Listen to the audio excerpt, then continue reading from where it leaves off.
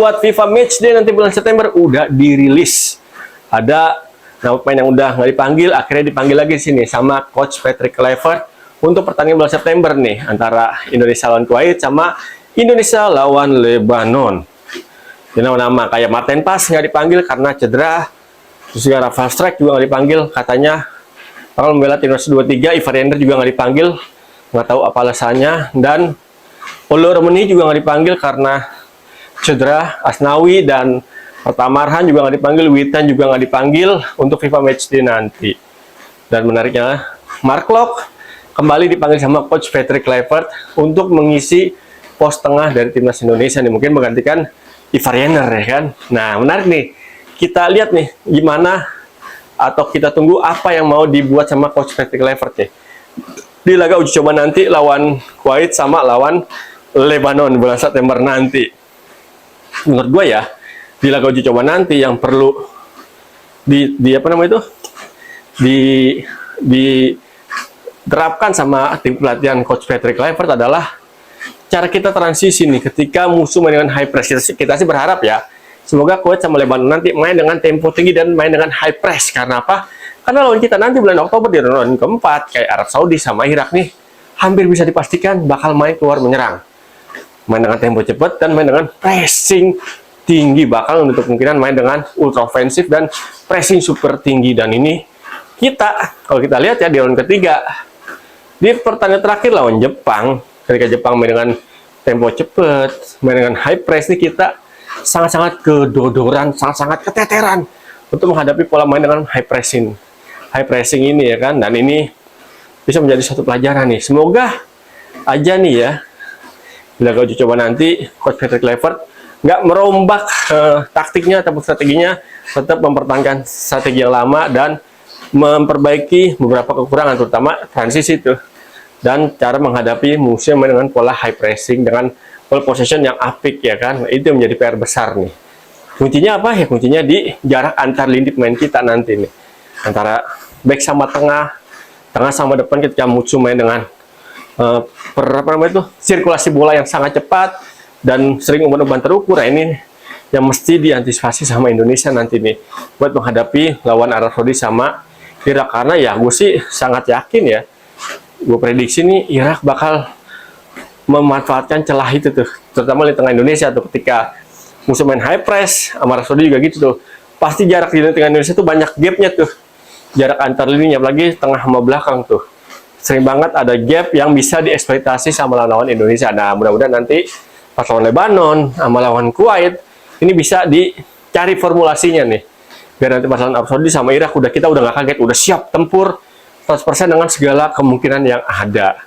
Kalau dari komposisi pemain yang dipanggil ya, di center back ya udah ada Hordi Ahmad, Rizky Ridho, Miss Hilgers, terus juga udah ada Captain Jaizes dan Justin Hapner yang dipercaya untuk dipanggil untuk mengisi pos center back. Ini menarik banget menurut gue ya. Kiper pun ada Emil Audero, ada Asnawi, ada Hernando Ari, dan yang terakhir ada siapa lagi tuh?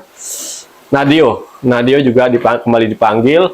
Trio kiper ini plus Martin Paes emang ya bakal sulit digeser nih untuk beberapa tahun ke depan, karena emang ini merupakan komposisi yang terbaik menurut gue ya. Di lini pertahanan juga udah nggak ada apa namanya itu yang terbaik ya, menurutnya udah sangat dalam lah ya pemain yang dipanggil nanti nih, udah bisa saling melengkapi, saling menutupi nanti ketika menghadapi laga uji coba. Nah, sisi back kiri menarik nih, persaingannya ketat banget. Shane Patinama dipanggil, Arhan yang nggak dipanggil, terus ada Calvin Verdong, ada juga Dean James. Sisi fullback kanan juga nggak kalah luar biasa persaingannya kan. Asnawi akhirnya tersingkir kan di kanan. Ada Yance Sayuri yang kembali dipanggil, terus juga ada Kevin Dix, ada Eleanor Reinders yang mengisi pos tersebut juga ya kan. Berarti ini nih yang menjadi bakal hal yang menarik nih bagi timnas Indonesia nanti di bulan September nanti. Apakah lini sayap kita bakal bisa aktif artian bisa mengeksploitasi sisi sayap pertahanan dari lawan-lawan kita nih, sisi sayap kanan sama sisi sayap kiri nih. Karena apa? Kita butuh nih sayap-sayap yang kreatif, sayap-sayap yang apa tuh? Yang intens, mengirimkan suplai-suplai bola matang ke sepertiga akhir pertahanan lawan. Biarpun striker kita nanti ada yang absen, Oliver Meni. Nah, dipanggil karena masih pemulihan cedera ya kan. Dipanggil ada Ragnar, Egy, Marcelino Ferdinand, Ramadan Sananta, dan Yakob Sayuri. Nah, ini menarik nih. Dari komposisi main yang dipanggil ini, bisa dipastikan kita bakal kesulitan untuk main memperagakan bola-bola udara alias bola-bola atas. Nah, menarik kita nantikan. Semoga sih Coach Patrick Kluivert di laga uji coba nanti nih lawan Kuwait sama Lebanon langsung bisa menemukan ramuan yang pas nih untuk untuk mencari taktik yang pas, solusi yang pas ketika Indonesia bermain dengan striker yang nggak kuat di bola-bola atas. Karena kan pas ada Oliver Meni, kita ada harapan nih dengan main bola-bola atas, tapi Oliver Meni absen ya, ini Indonesia kembali back to nature nih, back to awal ya kan, ketika tidak punya striker yang postur tubuhnya yang kuat dalam bola-bola atas. Semoga sih nanti Indonesia bisa memperagakan pola main cepat nih kayak lawan Arab Saudi tuh yang kita menang 2-0 mengandalkan bola counter attack, tapi ketika musuh main high pressing tinggi, kita bisa dengan sabar dan bisa menemukan celah di lini pertahanan lawan yang terbuka ketika musuh main dengan ofensif, garis pertahanan tinggi dan pressing tinggi. Semoga sih bisa nanti ya dan Kuwait sama Lebanon menemukan celah-celah di sisi-sisi seperti akhir pertahanan lawan. Di tengah pun ya kita menarik, kita nantikan ya pakai Joy Pelipesi sama Tom Haye kembali bisa menunjukkan performa terbaiknya setelah lawan Jepang. Kita babak belur karena secara kualitas emang Jepang di atas kita. Nah, ini dia menarik nih, apakah di tengah kita bisa menahan gempuran lawan yang main dengan ball possession tinggi, pressing tinggi, dan tempo permainan tinggi. Menarik kita nantikan. Kalau Kuwait bisa main kayak gitu dan kita bisa ngimbangin dan kita bisa mencari alternatif cara untuk melakukan counter strategi musuh main dengan pola-pola main cepat, ofensif ataupun ultra ofensif ataupun pressing tinggi dan garis pertahanan tinggi. Ini menarik nih.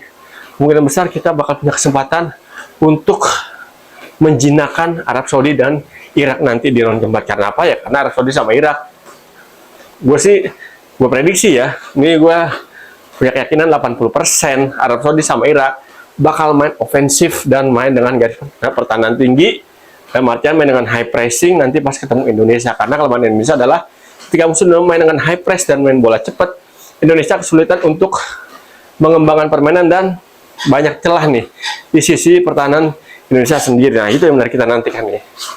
Yang penting mah dukung terus perjuangan Indonesia untuk menggapai mimpinya lolos ke Piala Dunia 2026. Dan buat netizen, jangan bosan-bosan ya untuk nonton konten gue. Kulit abang di channel YouTube gue Irwan Chan.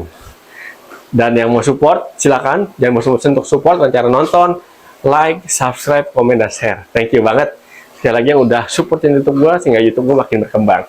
Saatnya Irwan Chan pamit. Salam olah bola.